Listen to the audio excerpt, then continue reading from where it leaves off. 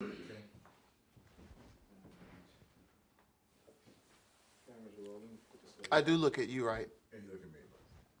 Okay, go ahead. On. This interview for Maynard Jackson III, take one, marking. A little softer next time. Okay. Copy that. So, Buzzy, your first memories of your dad, what are they? Wow. Big bear of a guy who made me feel safe, comfortable, loved. What's some of the first things you remember doing with your dad?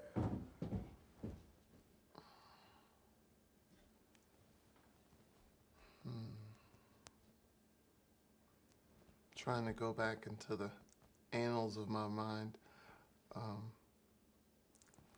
Oddly, I think the first one of the memories I have is him tossing a baseball.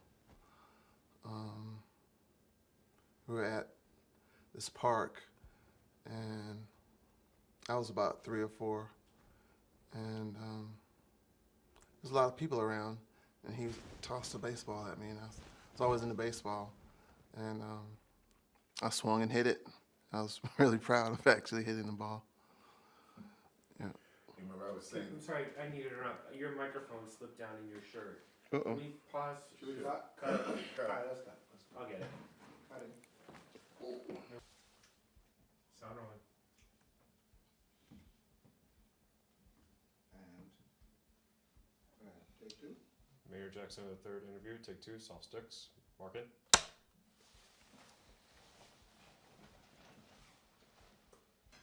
so Buzzy said it's hard to have those, remember those things, huh? Yeah. Why? Well, you ask any philosophists, psychiatrists rather, about remembering things of your youth, and they say you can pull things back from as far as age, 2 to 3. So I was trying to think back as far as possible. I don't think I can go back to the toddler stage, but like I said, I can definitely remember swinging that bat. Tell us that story again. Well, I remember it was a sunny day at one of our local parks, maybe Adams Park in Southwest Atlanta, and it was some kind of event. There was a lot of people around, and somebody said, "Hey, Maynard, why don't you toss the ball to your son?" And so they set it up. He's like, "Okay." I don't know whether he was worried whether I could hit it or not, or whether he could throw it over the plate, but we pulled it off. He tossed me a nice little underhand and laid it right into my sweet spot, and I connected. That's good. Man. You got another memory that you remember about your dad? When you were a young man? I remember I was saying to Beth, I saw that footage of you guys at the dinner table, your mom, Beth and Brooke, and your dad. You don't remember that, though. You were really young. No, I don't remember that. I saw it. Yeah. It's that young Buzzy. Yeah. How'd you get that name, Buzzy? It was actually my dad's nickname. He got it. You gotta make sure people say Buzzy. Oh, right. So I got the nickname Buzzy by way of my father. I'm actually Buzzy Jr., Maynard III, Buzzy Jr. I believe his sister gave him the nickname because of a buzzing sound he made in his sleep. Yeah. So it's interesting that listening to how he was saying, your father had high standards, right? Very. And you're the only son, and your name is Maynard Jackson III. What was that for you? Was that a good thing, or was it a burden to be Maynard Jackson III? To be honest, I was just me. Now, I'm not going to lie and say I didn't feel any pressure to live up to the legacy of my family. I felt that, but I also felt like I have a right to be me. And eventually my dad came around to seeing it my way. What happened first when he didn't initially come around to your way? Right. What was that interaction like between you and him? We butted heads a lot. He insisted I go, I'll give you one story. He insisted that I go to an all-boys school in Chattanooga, Tennessee, Macaulay. Was it private school? Yes. And this was ninth grade, just coming out of middle school, about to go into high school. I wanted to be with my friends. Everybody was going to either Mays or Doug. Wendy went to Mays. And I had a lot of friends at Doug. I wanted to go to Douglas High School, but my dad shipped me off to Tennessee. Yeah. And so eventually I found a way to get sent home. What'd you do, man? Man, I stole one of the swimmers' leather jacket. So they had an honor code, right? So I figured, if I violate the honor code, there'll be they'll have a choice but to send me home. This was around spring.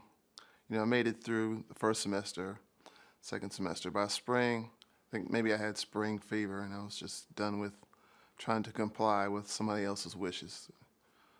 And so when you stole the swimmer's jacket, they sent you home, huh? Right. So I left it. I put it in my suitcase, and left the suitcase on my bed, and left the suitcase open with the jacket sitting there in plain view. You wanted to get caught. Very much so. So just say that, I wanted to get caught. I wanted to get caught. I very much wanted to get caught. So when you got home, what did your dad say to you, man? He just did one of these numbers. I think, he might have said something like, "Son, I'm very disappointed in you." And, I came back with, "Well, I told you I didn't want to go." By that time I was starting to stand my ground a little bit. You got to understand, this man was a looming figure. So as a youth, I, pretty much complied. Yes, sir. No, sir. So this was, it's around age 14, starting to, as they say, smell yourself a little bit. And, I really wanted to have a high school experience with my friends. But when you got back, he let you go to high school? Oh, yeah, he got the But message. it's interesting, my father's a looming figure too, but I never bucked him, man.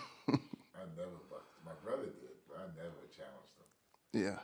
I was too frightened of him, man. But you obviously weren't, huh? I was, up to that point.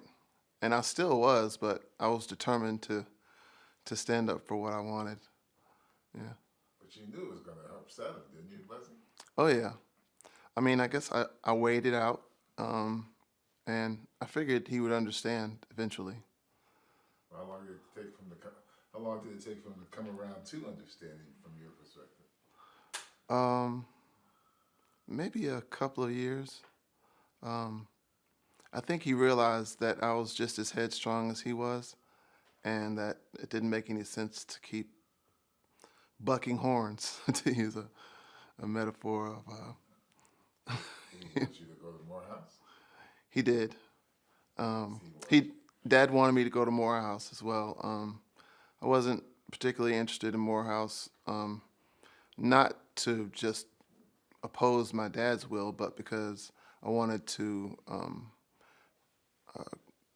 go to a school that had catered more to the arts, being that I'm a musician. I've been playing drums since I was 5, and I wanted to go to Georgia State. And eventually I did that. Actually, when I first came out of high school, I went to Albany State, and just because I thought it would be good to get away from the house for a while. And Albany State, Albany. Did you go to Georgia State or Albany State? I went to Albany State, then Georgia State. Yeah. And what was the experience like there for you, those two institutions? I liked Georgia State a lot. I had fun at Albany State. The freedom, I think, was a bit much for me, looking back. Being held to, with such a sharp eye on me growing up, and then given all that freedom, I think I went a bit wild. You went wild, right? A little bit. So, were you angry at your dad? Is this one of the reasons you were so rebellious? Not at all. Loved my dad. He's my heart. I just wanted to live my life the way any other teenage kid was able to. I kind of got tired of the microscope on me, because of my name, because of who my dad was. So you didn't care when people said, "Well, you're Maynard Jackson III. How can you be like this? How can you act like this? How can you do these It went in one ear and one out. Say it again. When people said what to you? When people said, "You're Maynard Jackson III," blah blah blah, it just went in one ear and out the other at a certain point because I heard it so much. From what age did you start hearing it? Around age 14, when I came back from Macaulay, I was determined to stand up for what I wanted to do and be what I wanted to be. And it took about a couple of years for my dad to say, "Well, you know what? This is what you want to do. Just be the best at it. Just be the best you." Now, when your dad and your mom split up, what was your reaction? That was, I really can't remember. I really can't remember when my parents split up. I was about age 3. My mom remarried when I was about age 5. So my earliest memories are of them already having been split up. Yeah. When I left my first wife and I had a son who was age 2, he doesn't remember that either, but I could see that as he got older, he started to feel like, since he was the only one in the house with his mother, that he was the man of the house. And he could see that sometimes when he'd come visit me, he had a certain amount of resentment toward me and my new wife and my new daughter.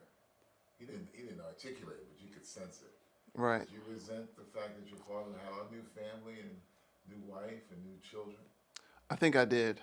Give me I think I did resent the fact that my dad wasn't there in the same house with me and my sisters and my mom.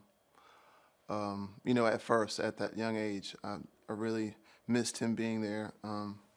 Even though that's all I knew that was the norm. Like, other people had that type of family unit. And, I think I longed for that. And I think I lamented the fact that I didn't have it. I didn't hold any resentment toward him for it, but I just think I lamented and was just, a bit sad because of that. Did you ever talk to him about it? No, I sure didn't. I didn't. I wanted him to have peace of mind, so I didn't give him a hard time about, the divorce. Wait, I'm a little confused though. You want to have peace of mind about that, but you on the news getting busted for drugs. You're kicked out of private school. You weren't giving him peace of mind, Buzzy. Oh boy. Well, I think if I hadn't have been Maynard Jackson III, me getting busted with a nickel sack of weed wouldn't have been a big deal. I think it was only a big deal because of my name. Yeah. What did you think you were giving peace of mind? He's your father, man. And you could just hear. I always said he was a tough man. He was tough on his own siblings. He had high standards for his own siblings, high standards for his children. Right. And here he is. He has 5 kids. Mm-hmm. He's got a son who's his namesake, and you're not giving him peace of mind, man. Right. So, but you're talking about when I was a kid, and so now we're fast forwarding. I think I was about 16. Yeah. So I did start getting in some trouble around the time I got a driver's license. I didn't seek trouble out. It just, it seemed to find me a little bit. Like that's a hiccup that was blown out of proportion simply because who I am. And I find it ironic that here we are in 2017 and the cannabis industry is booming. Okay. And we have people becoming millionaires on the West Coast by becoming cannabis entrepreneurs. And then you have people still catching hell over on the East Coast for, for, like I said, a nickel bag or a joint. So what were you searching for, Buzzy? What have you been searching for? 'Cause you obviously were searching for something. What were you searching for? You don't want to be Maynard Jackson. No, Dad. What were you searching for? well, let me clarify something. I'm very proud of my name, very proud of my family. I'm very proud to carry the name Maynard Jackson. Now? Now, I've always Back been then too? I've always been proud of my name and my family. And I found it interesting in reading the book Where Peachtree Meets Sweet Auburn that there's a part in there where Gary's interviewing him, and my dad thought that I wasn't proud of that. I wish he had expressed that he felt that way, that he thought that, because I would have set him straight on that. I just didn't like the pressure of it, of the surrounding, the people in the city. It was a lot of pressure, but I was willing to withstand that because I love my dad so much. So for you, him being mayor was like a burden on you. I guess so. Well, it's a two-way street. What's the There's- street? There were good and bad. Good parts. And I guess that's the bad. But got to take the bitter with the sweet, right? So articulate the good parts of your dad being mayor for you. I was very proud of him. I was very aware that he was doing good, and this even at an early age. He would pick me up, and I guess it's around age 7 or 8. He would take me to city functions, and even further back, I think I have a memory. One of those young memories just hit me when he first became mayor, and he was speaking at City Hall. I remember that very vividly because I was standing. My sister Brooke and I were standing right by his side as he was addressing the city. Very proud moment. I'm very proud of my dad. What were the cons? That microscope of my life is right there. It'd be like I have an older son, and sometimes I know he hears somebody says, "Well, you're not like your father, man. So your dad is some guy, but you don't seem to be like your dad." Did people say that to you, Buzzy? Yes. That got under my skin a little bit Tell us what got under your skin. when people said, "You're not like your dad. Your dad is this. Your dad is that," and you're out here smoking weed, and getting busted and running wild. It got under my skin a little bit at first, but then, I just kind of had a resolve of just being myself, and I felt unfairly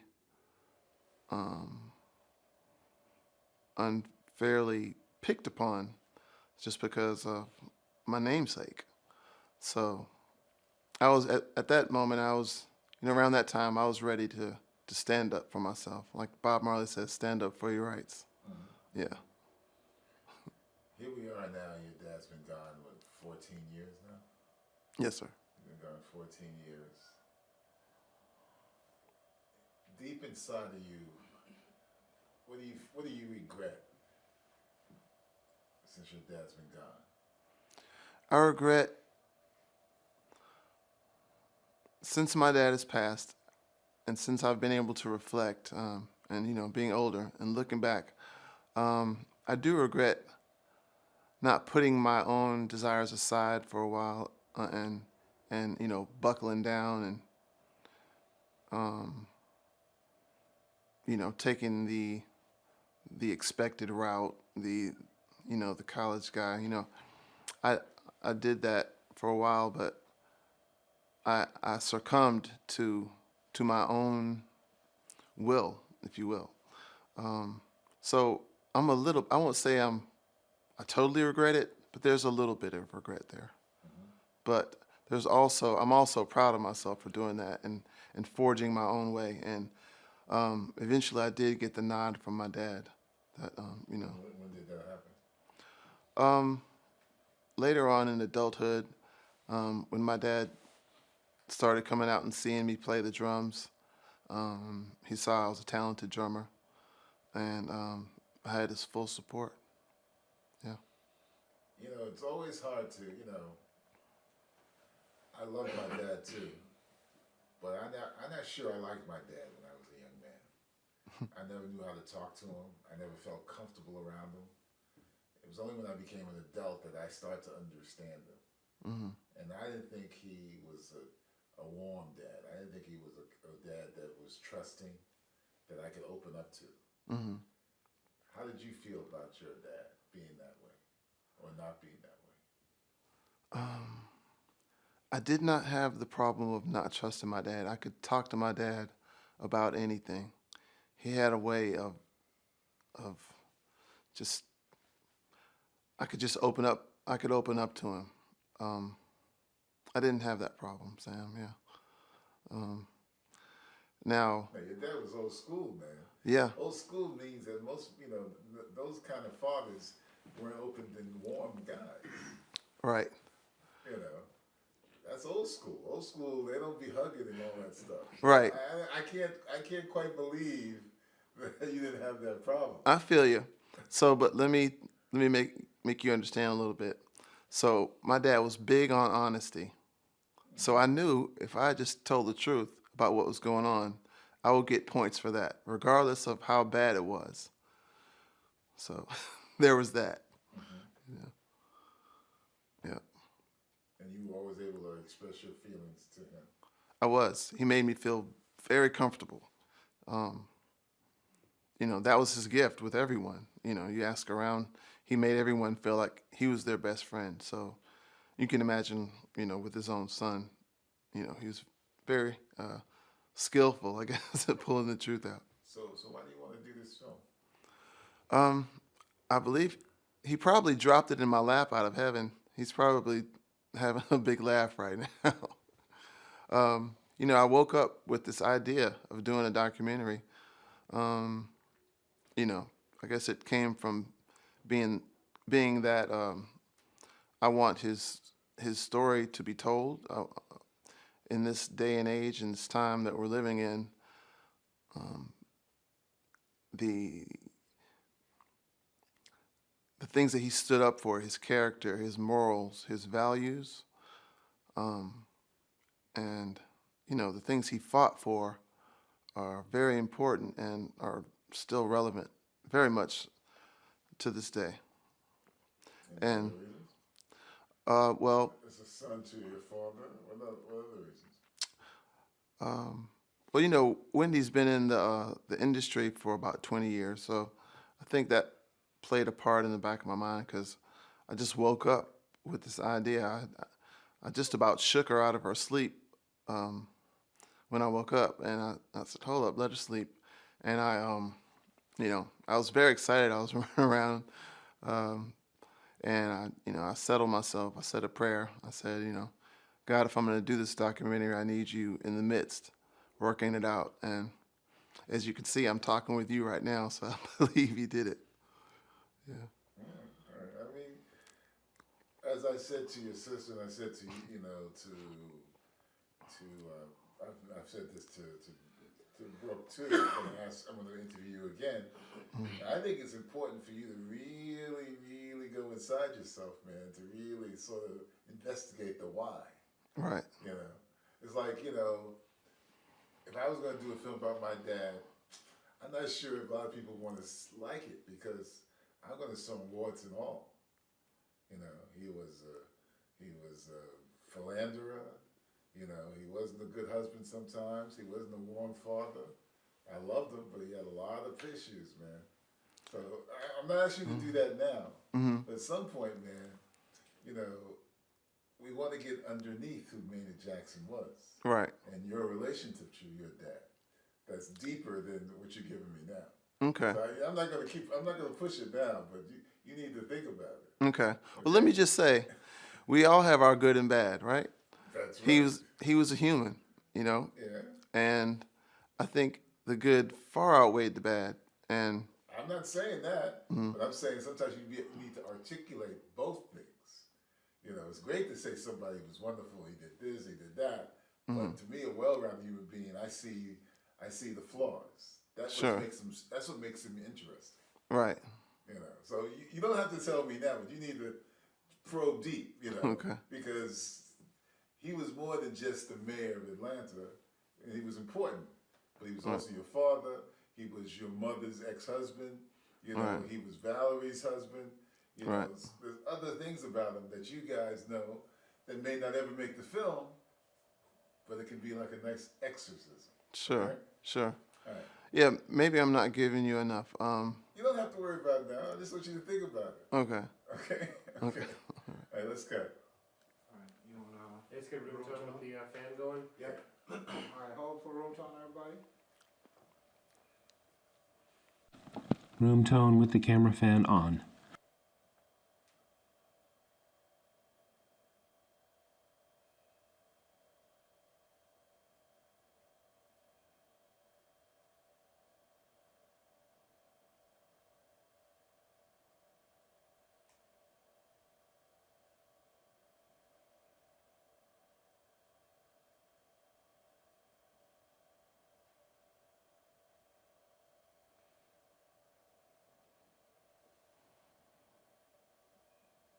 Okay.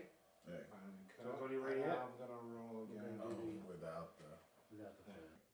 I'm gonna roll again.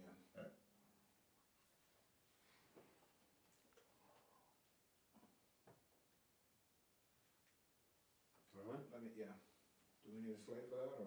I don't think so. I think Okay. we're fine. This is room tone without the camera fan.